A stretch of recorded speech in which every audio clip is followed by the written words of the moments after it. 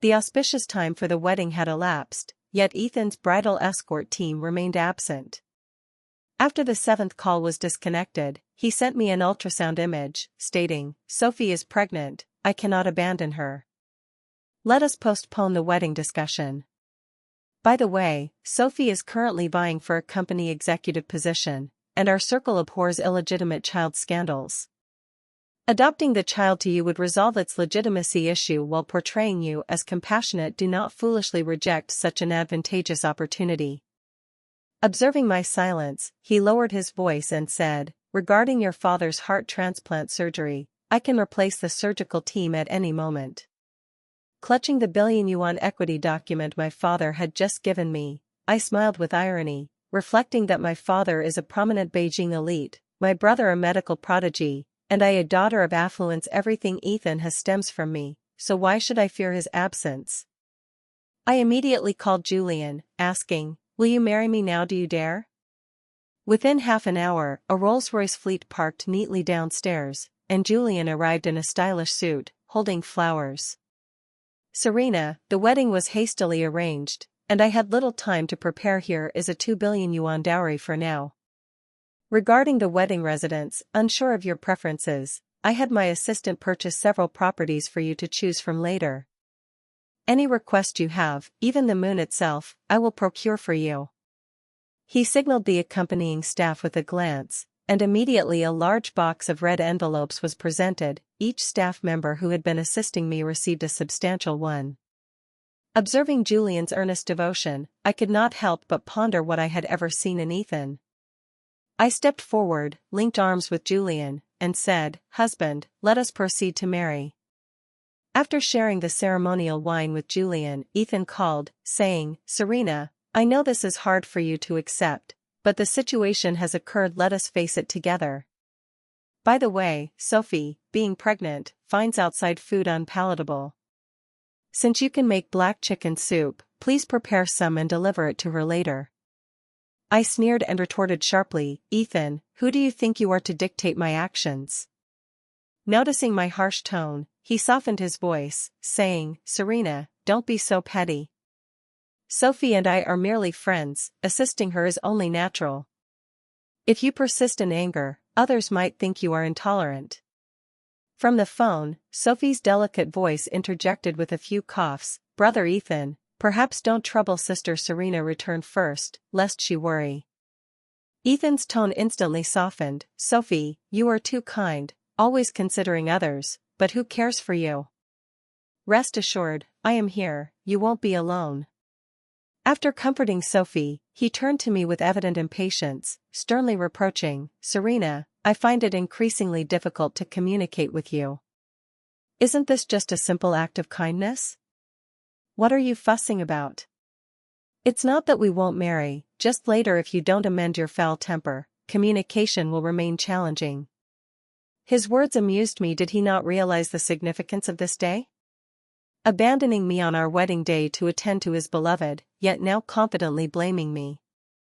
Had Julian not intervened promptly, the next day's headlines would have proclaimed the abandonment of the Wei family's daughter, inevitably impacting my father's company stock. I had intended to reveal my identity to him today and transfer the billion-yuan contract, but fortunately, I mitigated the loss in time. I interrupted him coldly, "Then let's not marry, let's break up." Hearing "break up," he paused for half a second.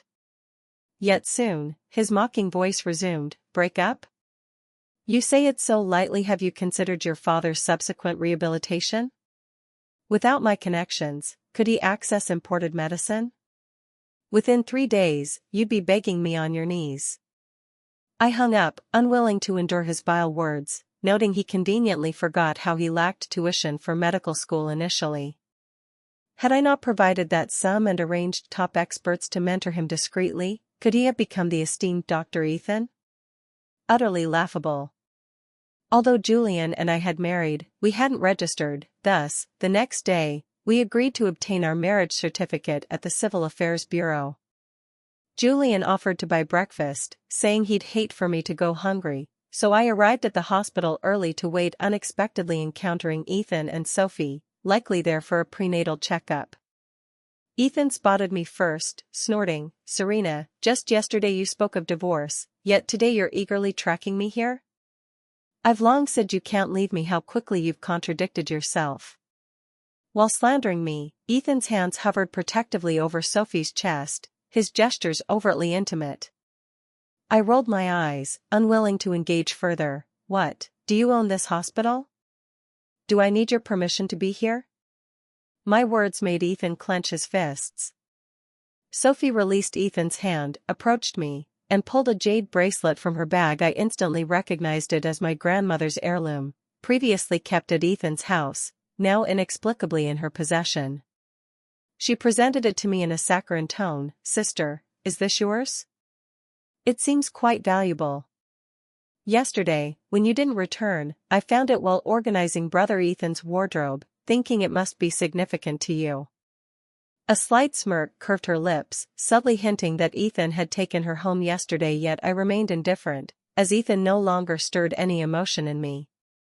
I reached for the bracelet, but as I did, Sophie deliberately let go, and it fell to the ground with a clatter. Ethan rushed forward, shielding Sophie. "Are you all right? Don't let this scare the baby." My hand froze midair before clenching into a fist, veins bulging as anger surged within me. Sophie gazed at me in feigned panic, hastily explaining, "Sister Serena, I'm sorry, it wasn't intentional. Brother Ethan, the bracelet was so slippery, I couldn't hold it." I let out a cold laugh, my icy eyes meeting Sophie's. "The Oscars owe you a statuette. Such acting talent is wasted off-screen." Sophie flashed a smug grin at me, her mouth seeming to say, "Mind your own business," before instantly reverting to an innocent facade for Ethan, tears streaming like broken pearls as she trembled. "Brother Ethan, I truly didn't mean it. Sister Serena must have misunderstood," she sobbed piteously, and Ethan, full of pity, gently wiped tears from her eyes. After consoling her, he stormed toward me, gripping my wrist tightly, "Apologize to Sophie." I stared at her incredulously. She broke the bracelet, yet I was to apologize? I struggled to free my wrist, defending myself. "Ethan, she broke the bracelet. Why should I apologize?" Yet the more I resisted, the tighter his grip became.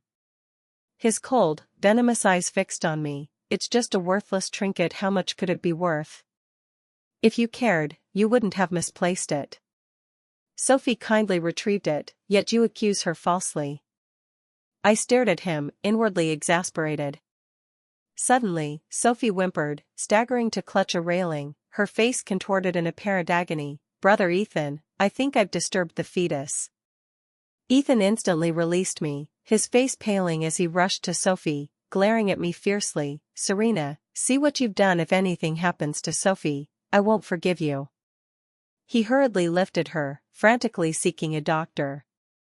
I crouched down, carefully gathering the fragments of my grandmother's bracelet. Before leaving, he shot me a disgusted look and stomped hard on my hand, knowing full well its importance to a designer, showing no remorse, only increasing the force, as if it meant nothing to him. He lifted his foot and kicked me aside, unsteady. I collapsed to the ground as he barked, "Don't block the way. Can you bear responsibility if Sophie's condition worsens?" My knees, cut by shards, bled profusely, the pain excruciating in that moment. I didn't want Julian to see me in such disarray, so I made an excuse for him to visit another day. After a doctor bandaged me simply, I hailed a car to leave, but as I opened the taxi door, a strong hand yanked me back. My hair ached from the pull. Tilting my head, I saw Ethan's menacing eyes, his jaw clenched in fury. "What, you harm someone and just leave? Sophie nearly miscarried because of you." He gripped my hair, my scalp tingling painfully, and I demanded, "Ethan, what do you want?" He sneered, then shoved me into his car's back seat, binding my hands with his tie in a tight knot. "Sophie's frail and needs care now. To atone for your recent fault, stay home and serve as her personal caretaker." I lifted my head defiantly, eyes teary from the pain. "And if I refuse?" Instantly, he taped my mouth shut. "If you don't agree, I'll ensure you do."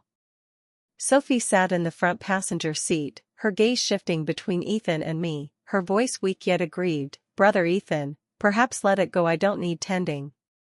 If Sister Serena truly objects, don't force her, I can manage myself. Ethan frowned, his words laced with regret. Sophie, stop defending her without her, you wouldn't suffer so. She must yield today.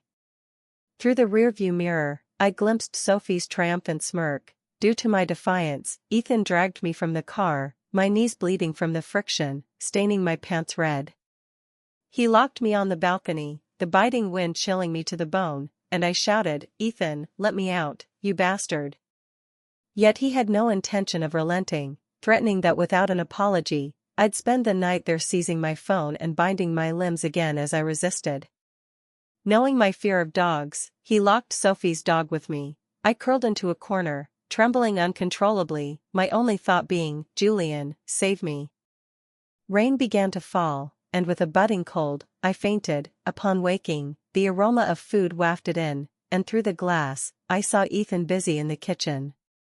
This man, who claimed his hands were for surgery, not cooking, had deceived me for years with that excuse, yet now he cooked for Sophie, the disparity of affection starkly evident. Ethan eagerly fed Sophie the prepared meal, their intimacy unmistakable. Sophie widened her innocent eyes. Brother Ethan, is Sister Serena's poor attitude toward you because of me? If so, I'll move out tomorrow. Ethan tenderly brushed her bangs aside. She's just jealous. You're pregnant, who'd care for you if you left? I've long tired of her petty nature. I only chose such a useless woman to spite my mother initially. I pressed against the glass, hot tears falling not for him, but for my squandered youth, realizing even our relationship was a calculated ploy. At school, numerous admirable suitors confessed to me, mostly drawn to my beauty, so I disguised myself wearing oversized t-shirts, dotting my face with freckles, and donning black-framed glasses, diminishing even a beauty's allure. Only Ethan pursued me fervently. I questioned his taste then, eventually swayed by his ardor, unaware of his ulterior motives. After an unknown duration, the balcony door opened. Ethan glanced at me dismissively. Just one night locked up, what's with the act? I know your body's as sturdy as an ox. I'm taking Sophie out to see wedding dresses. She's never had photos taken, so I'll fulfill that wish. Stay and clean the house. Enduring bodily pain, I leaned against the wall, searching for my hidden phone. Ethan and I never took wedding photos, yet he'd do so for Sophie's wish. In the past, I'd have questioned him, but now, seeing his true nature, it was merely laughable. Ignoring him, his anger flared, seizing my arm. I'm talking deaf? Can't you respond without dying?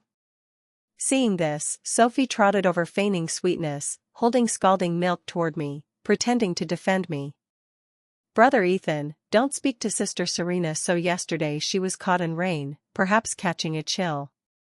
Here, Sister Serena, drink this, it'll comfort you. She deliberately offered the milk, and when Ethan wasn't looking, poured it onto my hand. I recoiled in pain as it instantly reddened my skin. Sophie shrieked beside me, tears in her eyes. Sister Serena, I know you dislike me, but don't spurn my kindness, even splashing me with hot milk. Ethan rushed over, inspecting her unscathed hands, oblivious to the blisters forming on mine.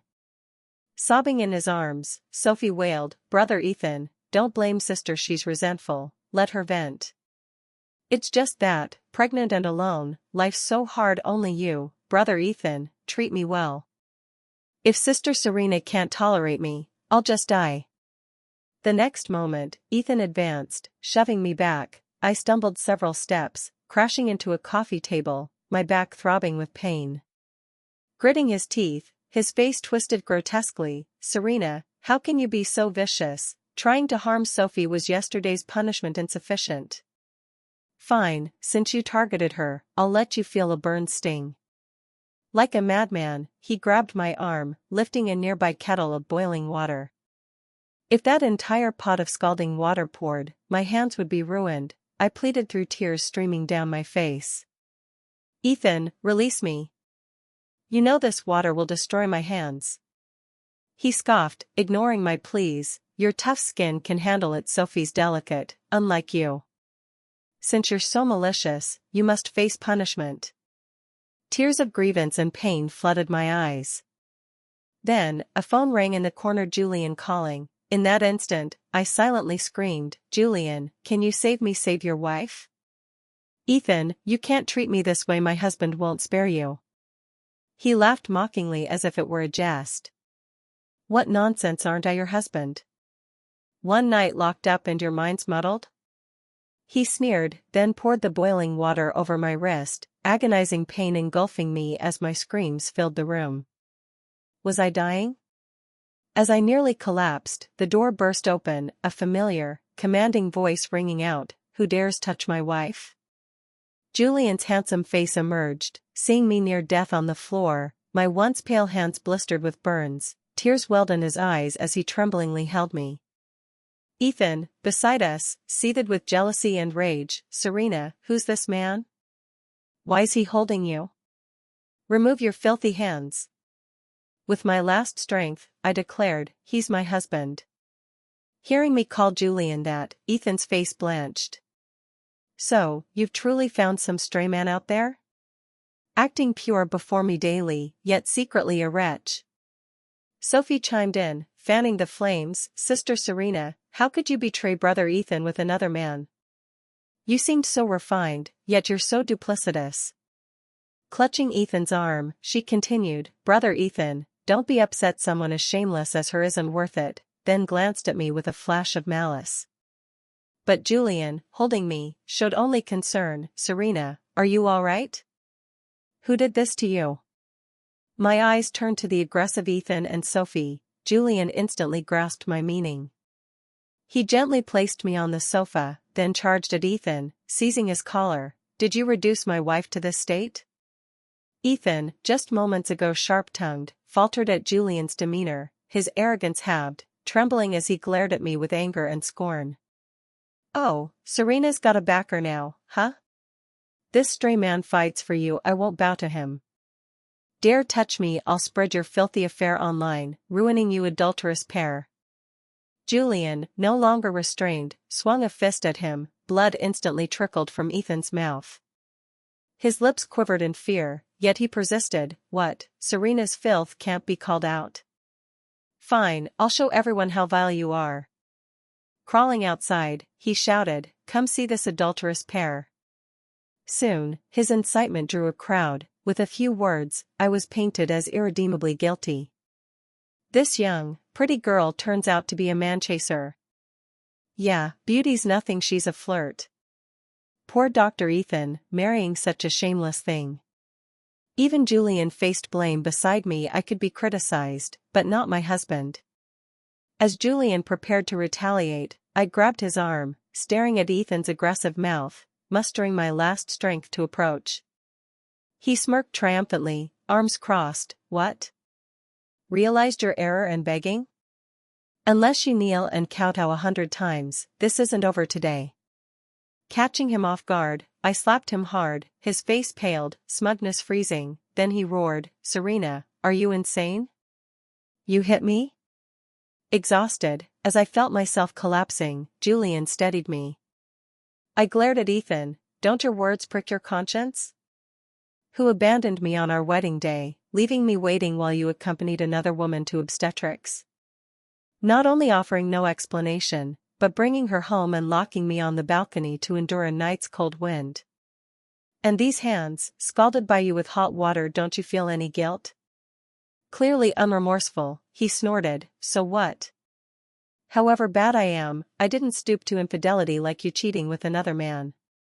I'm your husband, yet you call another that to my face. Don't you find it disgusting?" I laughed coldly, clasping Julian's hands, revealing the 10-carat diamond ring he gave me. "Sorry, Julian is my husband now. If you doubt it, check the group. There's our wedding video from that day." Skeptical, he opened his phone, eyes widening at the footage of Julian and me marrying. He muttered, "How could this be? You married him. What's this Rolls-Royce fleet, and that huge diamond on your hand?" I met his gaze. "Indeed, I'll tell you, leaving you was my life's true beginning. With you, I suffered endlessly for nothing, but now I know what it means to be cherished." Yet Ethan stubbornly insisted I was a gold digger clinging to power. Julian stepped forward, shielding me, looking down at Ethan, Serena never needed to cling to anyone, nor is she the gold digger you claim she's. Nobility herself, the Way Group's heiress. The crowd gasped, my God, she's the Way Group's heiress?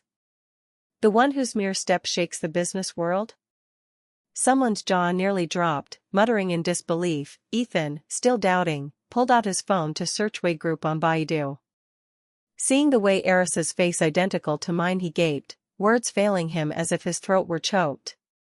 Feeling unwell, I stepped back. Julian, distressed, scooped me into a princess carry, heading through the crowd to his luxury car.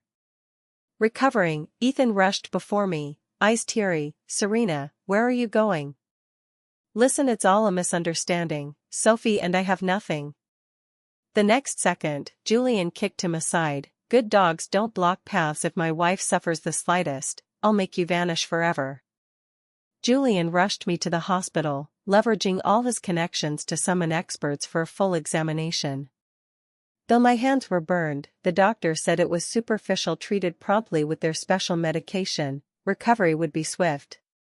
Julian, seeing me thus, was filled with anguish, holding my hand to his face. Sorry, Serena, I arrived late. I won't let you be hurt again.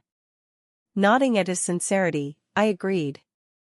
Then my phone rang. I instinctively answered, and Ethan's voice came through. Serena, I'm sorry, I know I was wrong. Can you forgive me? Also, please don't let the hospital fire me without this job. I'm nothing. I've got car and house loans. Before I could reply, Julian snatched my phone, blocking and deleting Ethan's number before me. Surprised, I looked at Julian. You did this?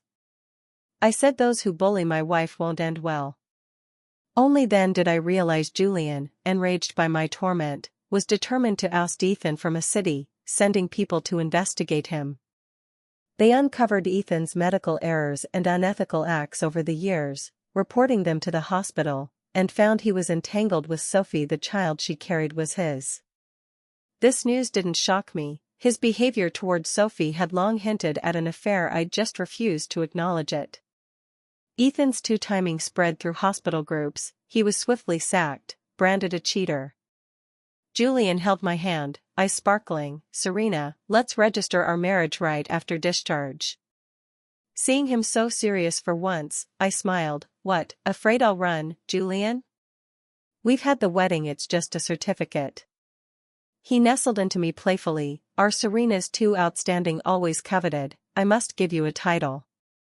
This coy Julian was rather adorable. He pulled a photo from his pocket. Me at 17 or 18, with twin braids. Surprised, I asked, how do you have this? Long ago, Julian had harbored feelings for me. Wealthy and handsome, he could have had anyone, yet remained a pure-hearted boy. I warmed inside, vowing not to let him down. Meanwhile, Ethan paced at home like a frantic ant, jobless and under investigation. Even Sophie's presence irked him. He grabbed a bottle, gulping fiercely, then raged at Sophie, yanking her collar, eyes ablaze. It's all you. If you hadn't seduced me, would I have slept with you? Now I'm jobless, labeled a cad. It's your fault, you wretch. I was blind, choosing you over Serena, the Way heiress. Do you know what that means? Prosperity, not this nothingness with you. Sophie sobbed beside him, fearing his wrath. When he calmed slightly, she whimpered tearfully, Ethan, regardless, this child is yours. Infuriated, he kicked her aside. Shut up. Who knows what you did abroad these 3 years, kept by foreign men, returning pregnant for a fool to claim. I'm not so easily fooled. Once I confirm your deceit, you and your child can go to hell. Ethan seized a nearby frame, smashing it before her. Shards cut her face, yet she could only whimper aside. Half a month later, I'd mostly recovered. That day, I wore the elegant dress Julian prepared, and we went to the Civil Affairs Bureau. At the entrance, a weary, haggard figure appeared. Ethan, rushing over in panic. Serena, don't register with him. You're my wife. Let her go. Keep your filthy hands off. Facing this frantic Ethan, Julian remained eerily calm, as if fully prepared. With a flick of his finger, 2 bodyguards pinned Ethan down. Ethan was held firmly, kneeling, choking with sobs, tears streaking his face. Serena, I'm sorry, it was my fault. Can you forgive me? I was with Sophie only once, seduced unconsciously. My heart truly loves you. My career's in ruins, Serena. Could you ask your father to get me into another hospital? I gazed at his callous face, inwardly sneering. He still schemed to exploit my family's influence. A notion now etched in my mind: unequal matches in status should be avoided. I snapped coldly, "Shut up, I won't hear your excuses. I'm marrying Julian, registering with him, don't bother me again." Serena, listen, your father's surgery needs me. Only I can do it, give me a chance, I'll perform it well, and we can be together again, okay? I shot him a disdainful look to wake him up unnamed. He'd forgotten how he'd climbed to this role, a titular expert for years, deluded into believing his own expertise. Ethan, dreaming, are you? Think you alone can perform that surgery? I'll tell you, my father rules the Way Group, my brother's a medical genius, I'm the Way heiress, and you're nothing. His eyes widened at this. I took Julian's arm, smiling at him. Husband, let's register. As the stamp sealed it, Ethan's hoarse cries echoed behind. Arm in arm with Julian, I tiptoed before Ethan, kissing Julian's lips. He cradled my head, returning a possessive kiss. Eager to travel nationwide, Julian booked tickets to romantic Paris, far surpassing my expectations. He cared for me in every way, letting me truly feel cherished. Meanwhile, Ethan was in chaos. Investigations revealed numerous crimes, colluding with patients, engaging in illegal acts. That day, police arrived to arrest him, but aware of his crimes, Ethan had bought an overseas ticket yet was intercepted by domestic police at boarding. His plans were exposed by Sophie. Recently, Ethan's constant abuse caused her miscarriage. A fierce clash ensued. Sophie lunged, shaking him hysterically. Ethan, you lunatic, why kill my child? Murderer, damn you. Ethan laughed coldly, pulling a paternity test from a drawer, sneering chillingly. You claim it's mine, look at this, zero blood relation. All because of you, wretch. Without you, Serena wouldn't have left. Carrying another's child, expecting me to take it, dream on. Faced with stark evidence, Sophie froze, pleading desperately, unrelenting. Ethan beat her, leaving her bloodied on the floor. Later, for revenge, she handed all his crime records to the police. At his arrest, Ethan muttered my name, feigning affection. Serena, sorry I failed you this life. Wait for me, I'll marry you. I shuddered, praying he'd never plague me again. Later, I heard Ethan killed himself in prison soon after, unable to stomach the food, his usual arrogance clashing with a prison big shot. He leapt from a height, ending his life.